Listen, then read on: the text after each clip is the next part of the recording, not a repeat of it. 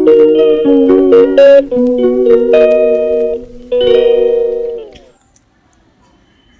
Everyone, good morning সকলকে নিয়ে শুরু করছি আজকের একটা ব্লগ। আজকে আমার ডে অফ। আমাদের না ওইভাবে স্যাটারডে আর সানডে পরপর দুটো দিন ছুটি থাকে না, আমাদের উইকের মাঝখানে একটা দিন ছুটি থাকে। তো আজকে সেরকমই একটা দিন। তো সকাল থেকে তোমাদের সাথে শেয়ার করব কি করছি না করছি। তো এখন বাজে সকাল 10টার একটু বেশি। আমার শ্বশুরমশাই অভি দুজনাই কাজে বেরিয়ে পড়েছে, আর শাশুড়ি মা আজকে বাড়িতে নেই। তো বলতে গেলে আমি সারাদিনই আজকে একাই থাকবো বাড়িতে। তো চলো দেখো কি করি। তোমাদেরকে আমি কখনোই আমার বাড়ির কোনো ট্যুর দিইনি, দেবো হোপফুলি কোনো না কোনো দিন। আজকে বাড়ির সামনেটা একটু দেখাই। এই তুলসী গাছগুলো কিন্তু বাতকুল্লা থেকে আনা, খুব ছোট্ট ছোট্ট চারা নিয়ে আসা হয়েছিল আমার একদম বিয়ের পরপরই। ঠিক আছে, হয়তো সেগুলো আর নেই, বাট এগুলো হয়তো সেখান থেকেই আরও হয়েছে, আমি ক্লিয়ারলি জানি না, তবে সেখান থেকেই শুরু আর কি। আর এই গাছটা আমাদের লাগানো নয়, যদিও সবাই জানো এটা নয়নতারা গাছ।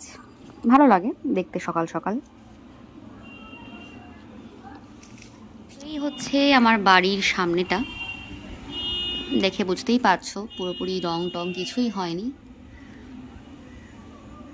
বাড়ির অনেক ঘটনা আছে, অনেক হিস্ট্রি আছে, অনেক দিনের একটা বলতে পারো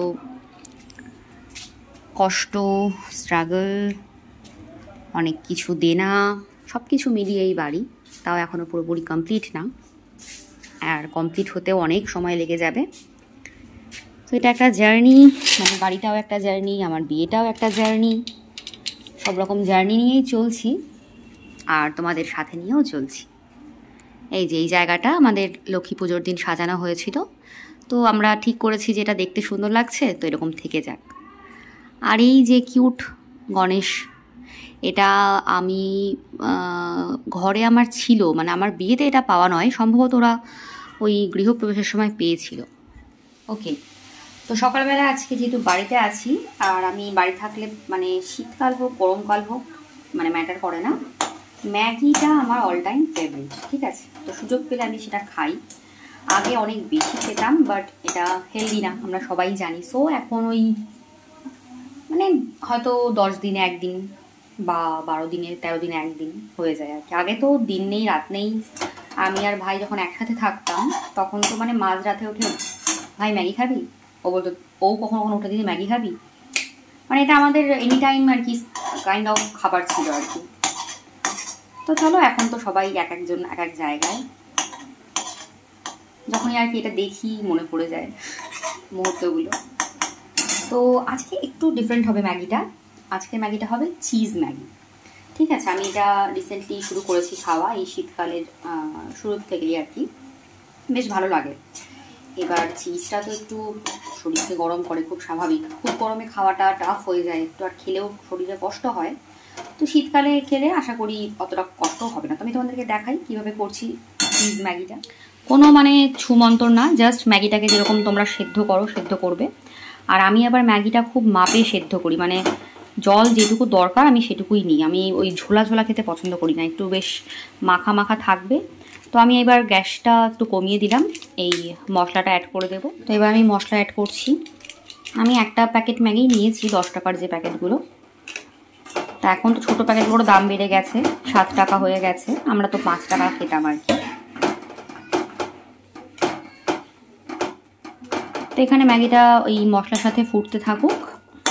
আচ্ছা, আমি ইউজ করি হচ্ছে তোমার এই আমুলের যে চিজ, এটা এই প্যাকেটটা আমি সেই পাস্তা করার সময় নিয়েছিলাম, 8টা কিউব ছিল। সো এখন আর 4টে রয়েছে।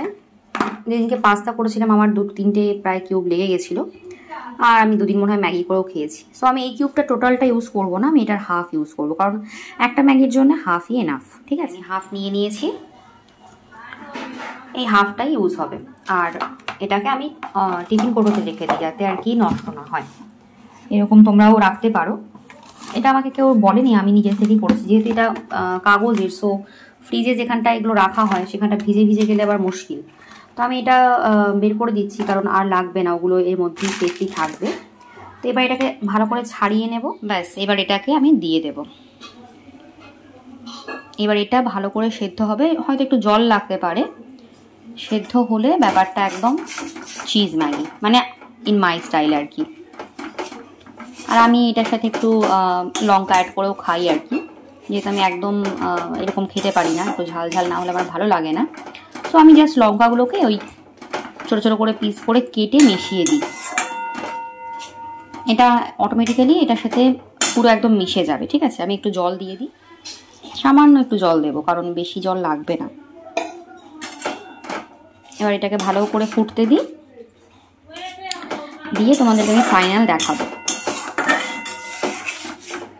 আর কিচ্ছু করতে হবে না, মানে তোমাদের আর কোনো কিছু ইনগ্রেডিয়েন্ট দিতে হবে না। প্লেন চিজ ম্যাগি খাও, খুবই ভালো লাগে খেতে। আমি মানে এর আগেও খেয়েছি জন্যই বলছি। তো after plating, this is my final look of cheesy chilli Maggi. Okay, আরও ভালো করে বললে হয় কি বলো তো, চিজি গ্রিন চিলি ম্যাগি। তো আমি একটু ঝাল বেশি খেতে পছন্দ করি, সেই জন্য এটা এরকম দেখতে হয়েছে ফাইনালি। তো এখানে পাশে আমার জন্যে আমি বসিয়ে দিয়েছি ব্ল্যাক কফি। সো চলো।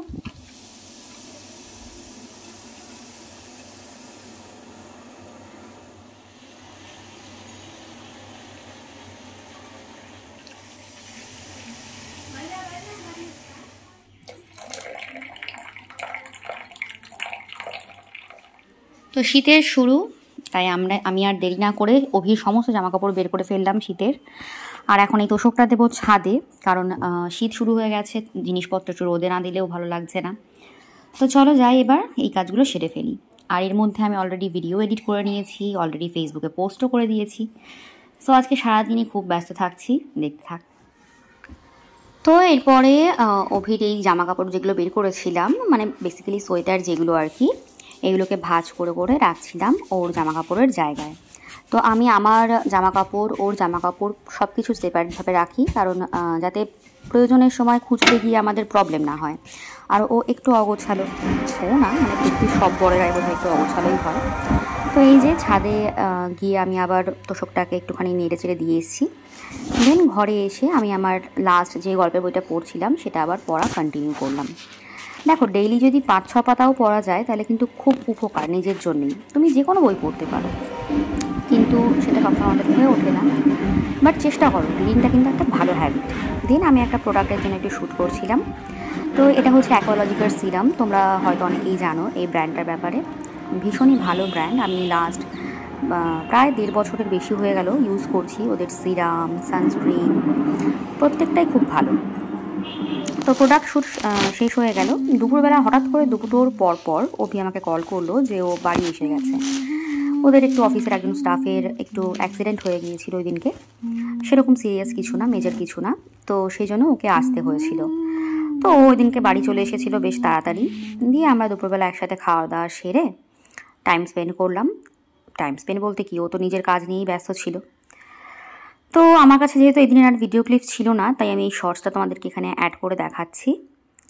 তো এদিনকে মা যেহেতু বাড়িতে ছিল না, আমি আর অভি ছিলাম। তো সন্ধ্যের দিকে আমরা একটু বেরিয়েও পড়েছিলাম।